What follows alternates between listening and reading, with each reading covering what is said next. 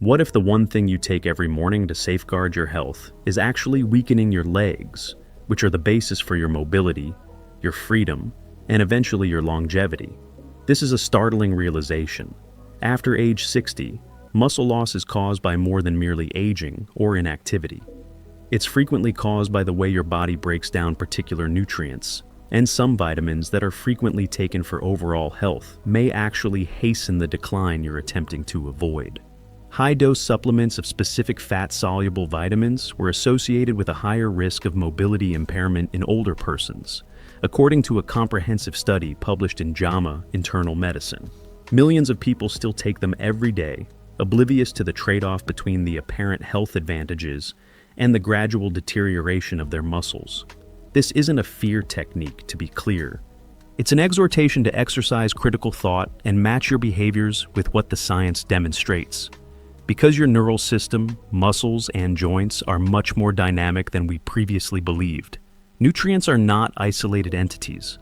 They have an impact on your microbiota, hormones, and even the motor cortex of your brain. This implies that a supplement that helps one system could be subtly harming another.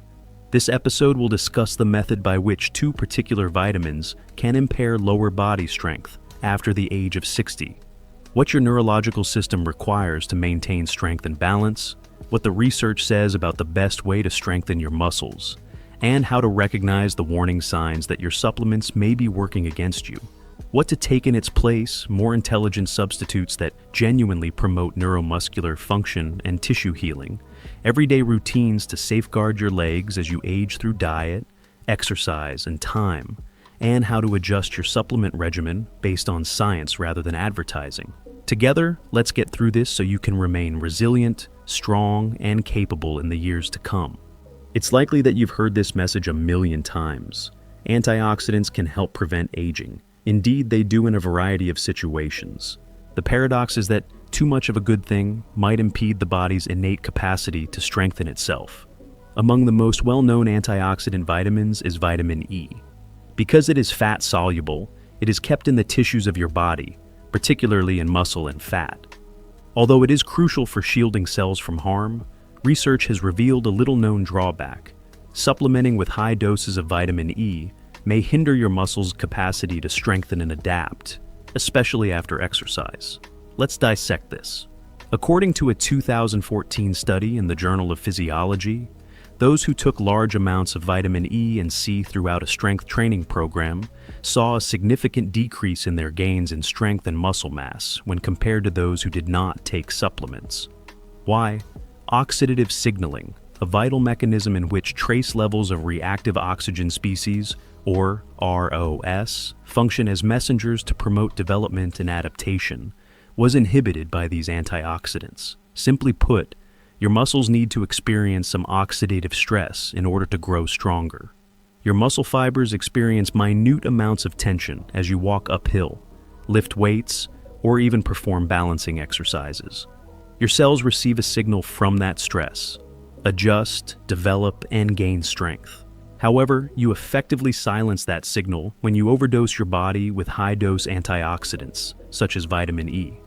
Your body doesn't bother to rebuild or repair since it believes everything is great. This is particularly troublesome beyond age 60, when anabolic resistance, a condition in which muscles are already less sensitive to growth signals, occurs. In order to stimulate muscle growth, older adults may require a more potent stimulus.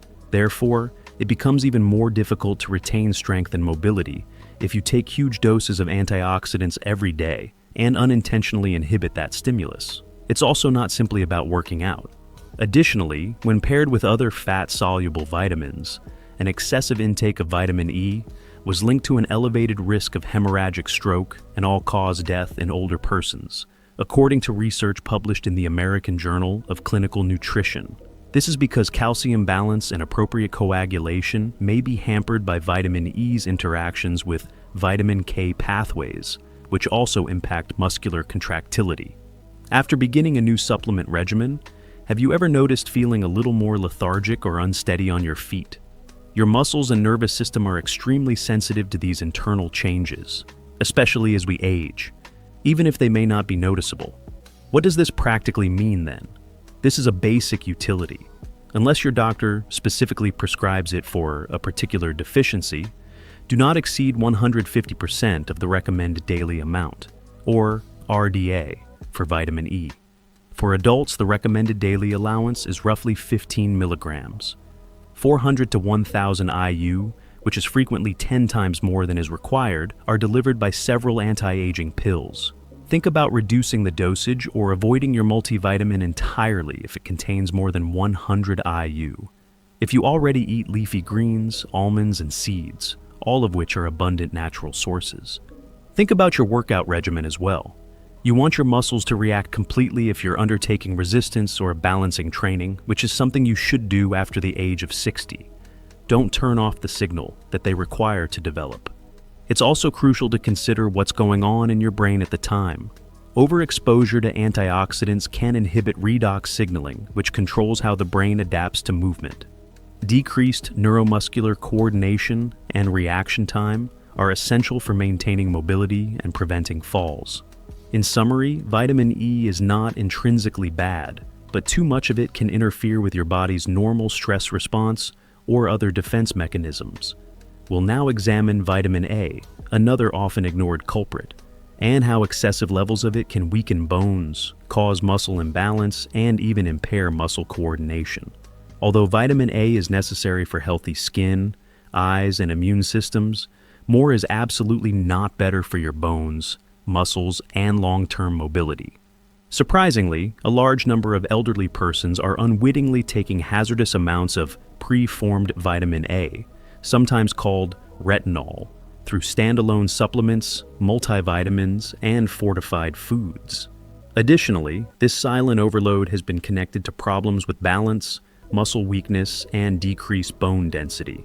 High serum levels of retinol were linked to an increased risk of hip fracture in older persons, even in those who were not vitamin D or calcium deficient, according to a significant population-based study that was published in the New England Journal of Medicine. Why?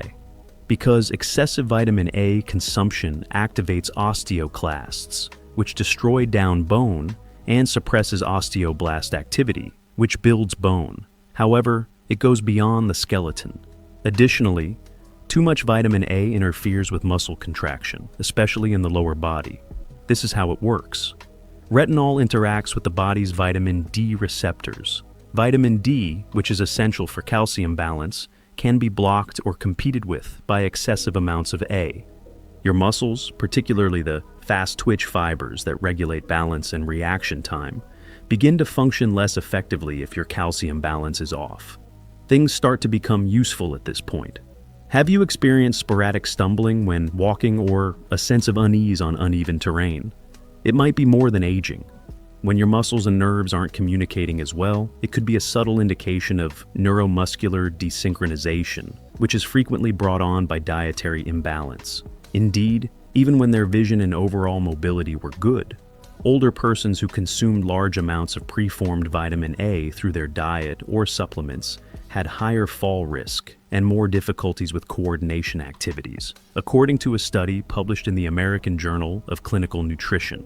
The problem is that vitamin A can be found in supplements and animal products in two different forms: preformed A and retinol esters. Provitamin A, which is present in plant foods like sweet potatoes and carrots, is the kind that can become poisonous in excess. This is significantly safer at bigger doses because the body only transforms it when necessary. Regrettably, 250 to 750% of the RDA for vitamin A in retinol form is present in many multivitamins, particularly those touted for healthy aging. That is much more than the body requires, particularly if you already consume foods that naturally contain it, including dairy, liver, or eggs. What you can do is this. Checking your labels is an easy tool to use. Please let me know where you're coming from today before we begin.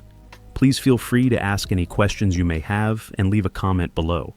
Remember to click the subscribe button and enable notifications so you don't miss any of Senior Health's top health advice. Try to limit your daily intake of preformed vitamin A to less than 3,000 IU, 900 mix. Consider using a beta-carotene-based supplement. If yours contains vitamin A, listed as retinol palmitate or retinol acetate, particularly if it's combined with a high dose of vitamin D. Balance is important too. For safe vitamin A precursors, the optimum situation is a diet high in vibrant greens, moderate K2, and sufficient vitamin D3. In addition to supporting bone density, this synergy also promotes smooth, responsive muscle contraction, which is particularly crucial in the thighs, hips, and stabilizer muscles that help people avoid falls. If this information is useful to you, think about becoming a subscriber. This is not the only source of this. Every week, we delve deeply into practical applications of the newest science to enhance your habits, body, and brain. It's crucial to understand what happens in your neurological system when these nutrients are out of balance. Imagine your legs as a musical instrument. The conductors are the nerves. The instruments are your muscles. The entire performance suffers if one part is overdone. Don't allow a well-meaning vitamin to subtly undermine your system if you want to remain strong, coordinated, and upright into your 60s and beyond. We'll now discuss why oxidative stress isn't always bad for you and how your body stays robust and bright. When we hear the word oxidative, we frequently picture damage, wrinkles, inflammation, and even chronic disease. While this isn't necessarily a bad thing in excess, the whole picture is more complex. This is something that's frequently forgotten. Small levels of oxidative stress are necessary for your body to become stronger, particularly your muscles.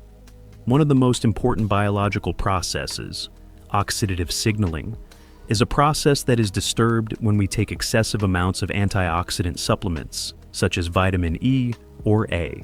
Let's take a quick look at how your body adjusts to adversity in order to comprehend this. Your muscles and neural system are put under stress when you perform any strength-building exercise, such as resistance training, stair climbing, or simply standing on one foot. Reactive oxygen species, or ROS, are basically metabolic sparks produced as a byproduct of energy synthesis as a result of this stress. The counterintuitive part comes next. These sparks are signals, not just waste. These signals are interpreted by your cells as an urgent call to action.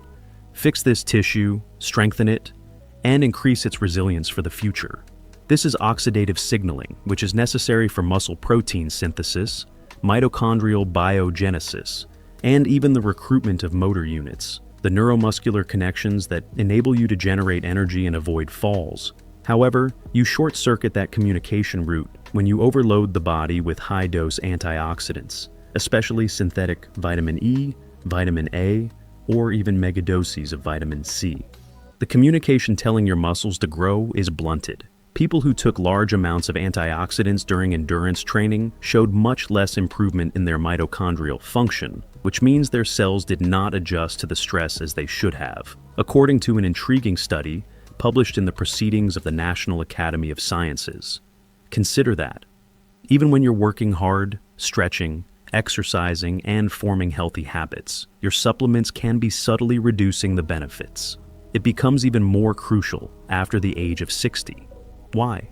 Because as you age, your muscles' mechanotransduction, the process by which they perceive and react to stress, begins to deteriorate. The signal must be stronger and more distinct. Oxidative signaling then turns into your ally rather than your opponent. Have you ever had the feeling that you aren't seeing any benefits from your workouts anymore? As if, in spite of your efforts, your strength is slipping or even plateauing. You might not have the discipline.